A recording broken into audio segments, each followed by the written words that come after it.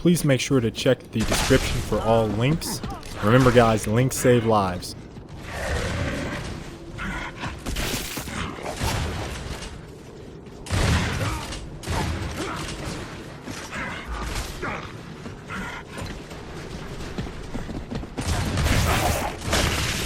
I don't even think about getting up.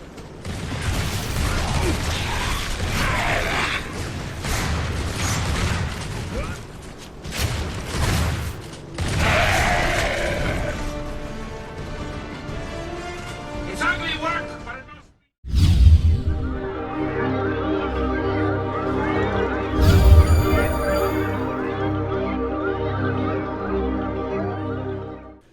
What's up everyone, Arctic here, bringing you guys the 5th episode of my Gears of War 3 tips and tactics series.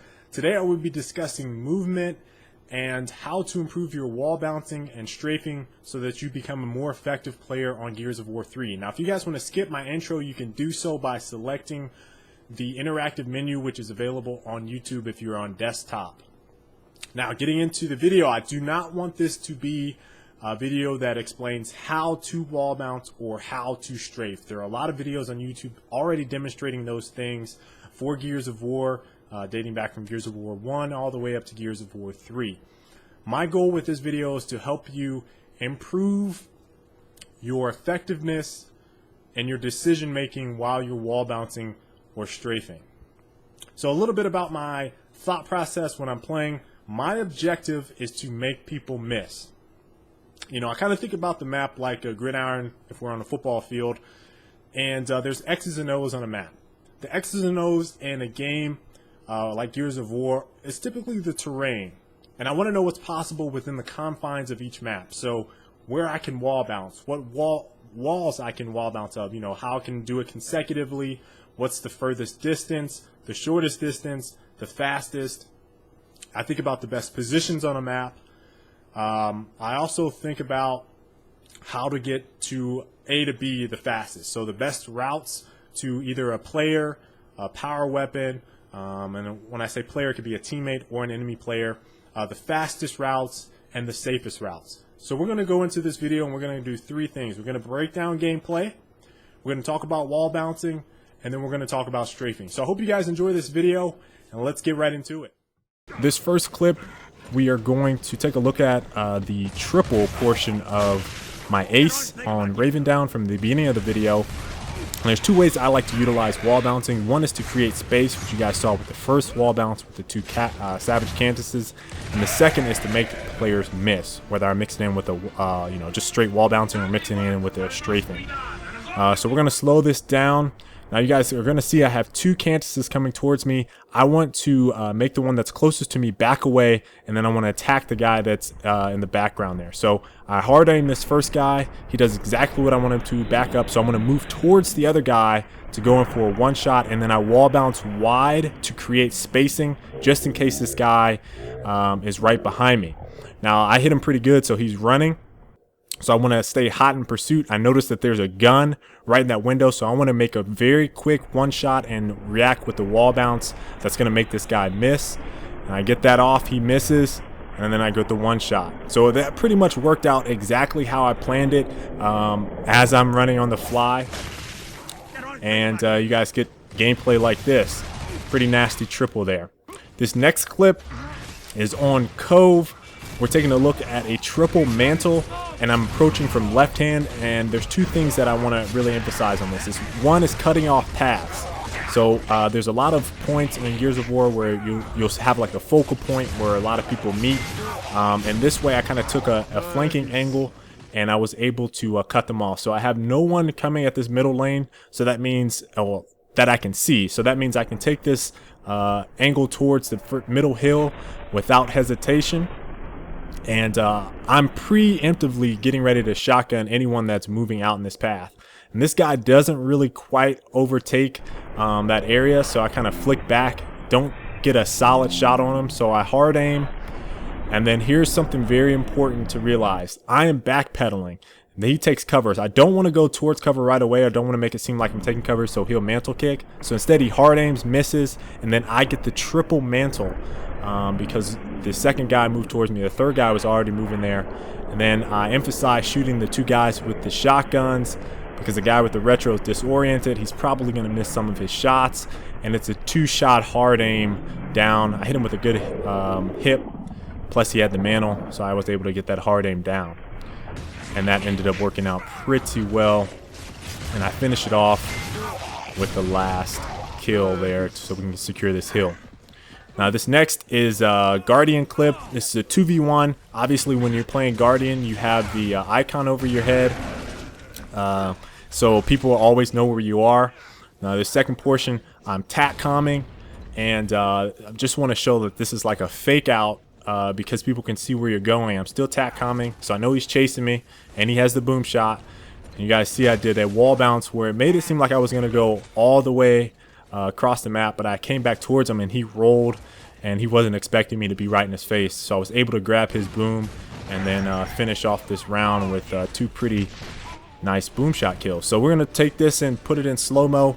Now the other thing I want to emphasize with movement and positioning, you know, I talked about maintaining right hand advantage, and this is very important to know when you need to wall bounce and stick to a wall and when you need to just maintain your right hand advantage. Right here I'm maintaining my right hand advantage. I don't want to stick on that wall because my gun is going to be kind of awkward popping off that shot. So I'm able to line that up, and you guys are going to notice I like to wall bounce to my right. So we're going to pause it here for a second. I'm not going to go back towards my left because I want to continue to create space so I can get a quick turn on this guy, so I can do a wall bounce cancel and come back towards him as he's aiming where he thought I would go, not where I was going. Now the second one is just a fake out. It's, you know, acting like you're going one way and then not committing to that way and faking back towards him. So I'm going to wall bounce because this guy can see my little icon. So he might be able to see me on screen. I'm going to act like I'm going to wall bounce off this, and maybe he's thinking I'm going to take cover and go around it. But instead I come back towards him and he's in a roll, so he must have been like, oh, he's going to keep running. And I'm able to get that one shot off and grab the boom. So those are very important moves when you're thinking about moving around in Gears of War. In this next area, we're going to talk about wall bouncing. You guys remember some of the things that I like to do. I like to make players miss. You want to create distance to lessen the damage, you know, if you're in a hot situation. You also want to close the distance for one-shots, which you guys see me do a lot. And you have to remember, it's very important to remember that wall bouncing negates stopping power. So if you're wall bouncing, someone's suppressing you with Lancer, you can get around that stopping power by wall bouncing at them. So what you're going to see here is I'm wall bouncing to close the distance. The shot kind of goes through his body there, and then I'd stop and do a quick turn. He keeps running, so I'm going to follow that guy because I know he's hurting. I follow him, he's still there. I jam my gun, which I do frequently, and I pop off 2 hard aims, get the headshot. This next section kind of utilizes wall bounce with the strafing.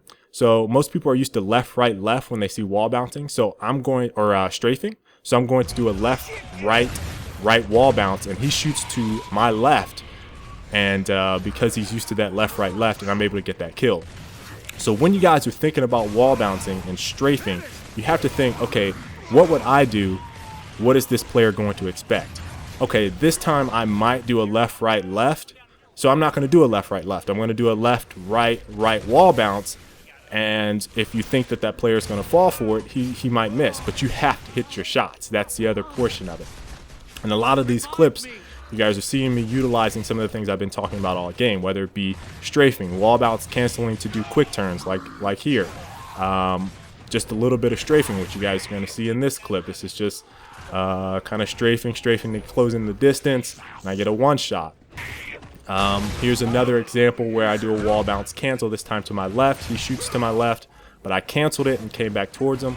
This is a wall bounce wide to make him miss, and then I get that kill.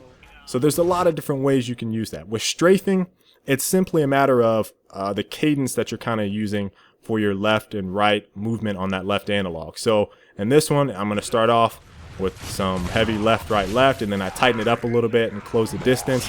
So it could be a left long, left short, right short, or really tight movement like left, right, left, right, left, right.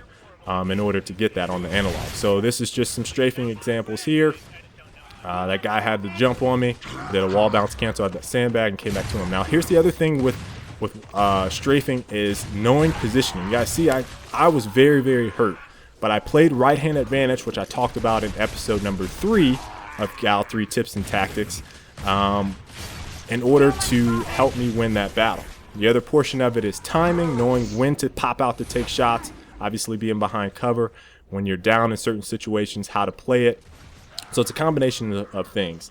I feel like strafing, again, helps me make players miss, but it also is very good for timing my shots and lining up shots against other players. So those are very important things to know.